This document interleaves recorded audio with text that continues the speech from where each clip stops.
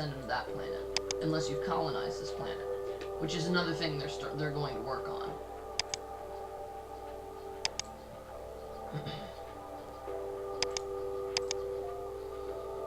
Alright, now I'm just gonna build one of these. Build one of these. Okay. But yeah, I'll have the download link on my on the description, and give you guys some more info on it.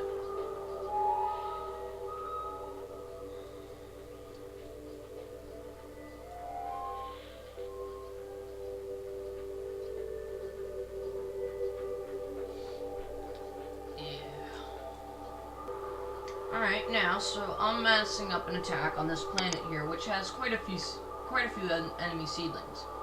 And it also, yeah, it doesn't have a defensive tree. It's a defensive tree. It doesn't have a defensive tree. Alright, so there's 32 enemies on that planet. Now, I'm gonna have to mass up. I have 32 right now on here, so I'm gonna leave those guys up there. This planet, the bigger the planet, the more radius it has. When you click it, it shows the radius.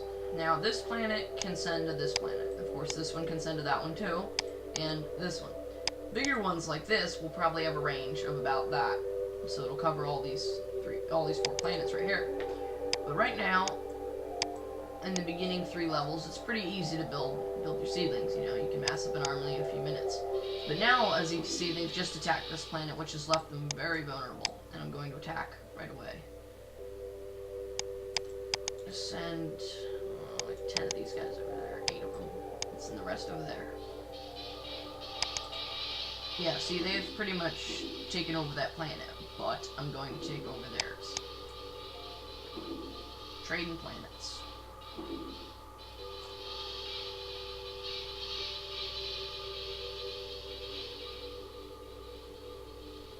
Now, what happens is your seedlings will attack the base of the tree, and it'll shake a bit, whatever, you know, and eventually it'll just poof into nothingness. So, there, it poofed, and then they seem to go down the root system into the heart of the planet, therefore lowering the core energy, which will take it down to eventually 0, and then it'll turn into your planet. And for some planets with more than 5, well, like with 5 trees is the maximum you can get.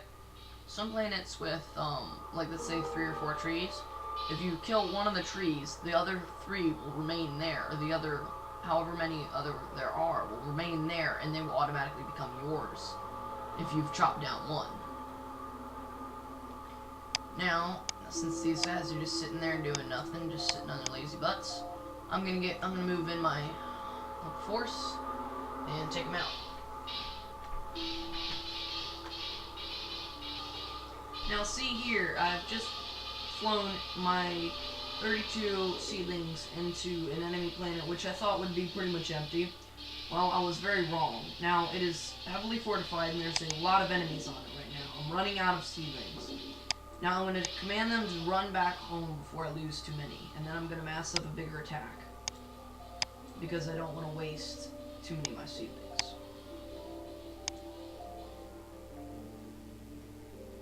Now, only like 3 or 4 made it back. But now, see, that's the importance of scouting, which I've learned a lot in my experience, just as I did there. Always send one seedling to scout out a planet, whether it's enemy or not, because it might be a suicide mission, but it could save a lot of other seedlings.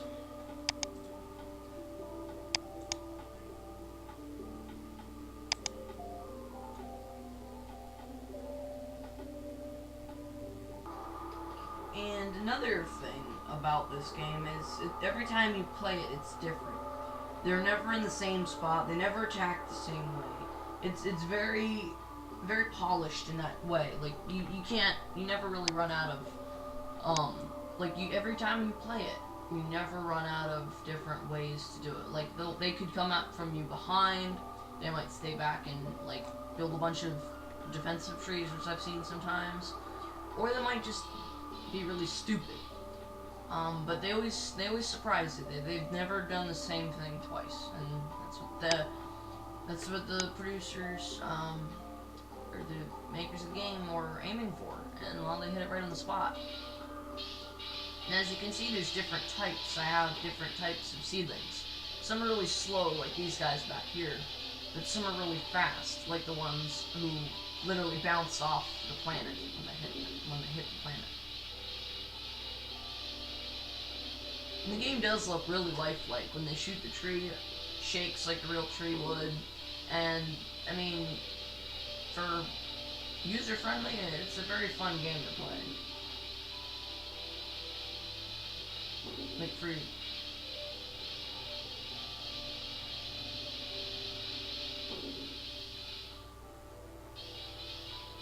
Alright, so they've just chopped down one of the trees.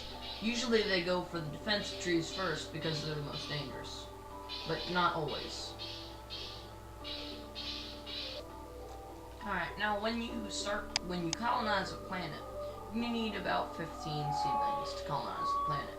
And when you click the icon of the tree you want, they automatically stick themselves into the ground like little grasses.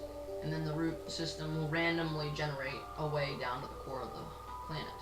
It can be as simple as that, it could be straight like that one, or they could circle around like on smaller planets, they sometimes do. Now I'm about to colonize this last planet here, and I'll win the game. Or the level, I should say. This will give you a good solid, I don't know, 6 or 7 hours, but well, between like 6 and 8 hours depending on your skill level.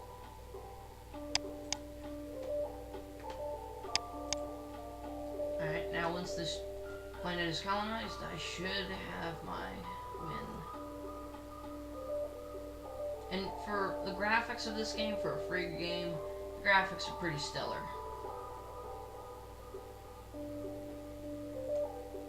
I mean, considering their simplicity, I hope they would be.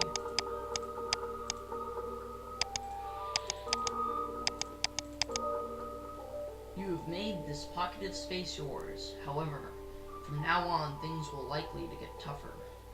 Yes, they will. Alright, now that was my review of Dyson.